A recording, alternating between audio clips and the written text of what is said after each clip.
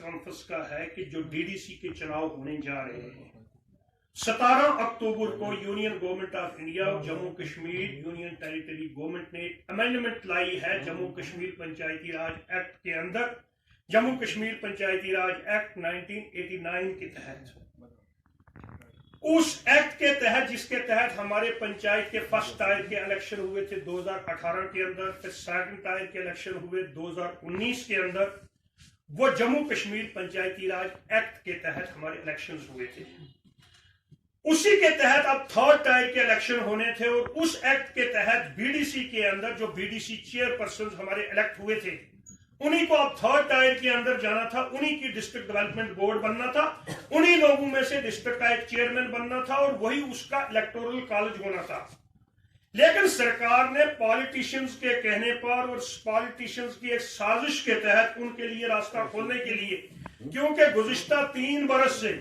جب سے جموں کشمیر کے اندر جو سول سرکار تھی، پولیٹیکل گورنمنٹ تھی، جب سے اس کو ڈسمس کیا گیا، ہمارے جموں کشمیر کے تمام پالیٹیشن جو تھے اور دوسری طرف سے پنچایتی راج آنے کی وجہ سے وہ جاب لیس ہو گئے ہوئے تھے۔ اب ان کے سامنے اس وقت کوئی اسمبلی الیکشن ہونے والا نہیں تھا، کوئی دوسرے جن انسٹیٹیوشنز کو وہ آج تک انجوائے کرتے رہے 60 سال سے 70 سال سے، ان انسٹیٹیوشنز کا ابھی بننے کی کوئی دور دور تک کوئی سمبھاونا نہیں تھی، اور انہوں نے ایک سازش کر کے جموں کشمیر پنچایتی راج ایکٹ کے اندر ترمیم کروائی 17 اکتوبر کو، تاکہ پالیٹیشنز کو اس انسٹیٹیوشن کے تھرڈ ٹائر کے اندر گھسیڑا جائے۔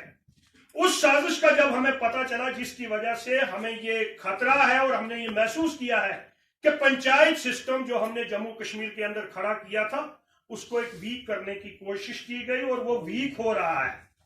کیونکہ جب وہاں پر ایک بلاک کے اندر جہاں پر already B D C chair person جو ہے الیکٹڈ ہے، وہیں پر ٹیریٹوریل کانسٹیچوئنسی کے 2 نمائندے یا کئی بلاکوں کے اندر 3 نمائندے آ رہے ہیں۔ کل اگر ہمیں کوئی پلان ویٹ کروانا ہے، ایک پلان ہمیں ویٹ کروانا ہے بی ڈی سی چیئرمین کو،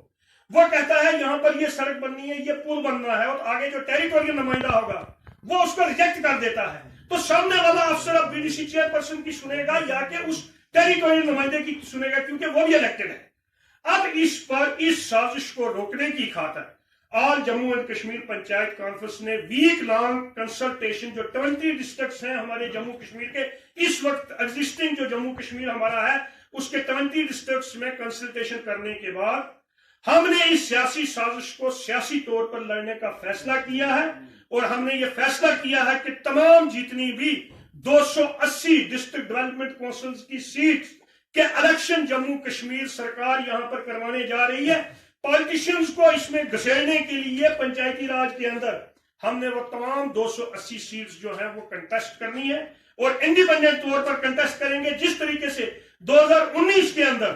جب یہ الیکشن یہاں پر ہوا تھا، موسٹلی پولیٹیکل پارٹیز نے بائیکاٹ کیا تھا، یہ الیکشن انڈیپینڈنٹس اور بی جے پی کے درمیان ہو کے رہ گیا تھا۔ آج بھی ایسی سازش کی جا رہی ہے، تو ہم یہ کہنا چاہتے ہیں کہ اسی طریقے سے ہم شکست دیں گے، کیونکہ 2019 کے اندر جو بی ڈی سی کے چناؤ 310 سیٹوں پر جموں کشمیر میں ہوئے تھے، اس میں بی جے پی کے ہاتھ صرف 80 سیٹیں آئی تھی، اور اسی چیز کو محسوس کرتے ہوئے وہ بھی ایک پہلو ہے کہ کس طریقے سے اپنے لوگوں کو بیچ میں گھسیڑا جائے اور ڈی ڈی سی پر قبضہ کیا جائے۔ ان لوگوں نے بھی اس سازش کے اندر ایک اہم رول ادا کیا، اور ہم نے یہ فیصلہ کیا کہ پورے جموں کشمیر کے اندر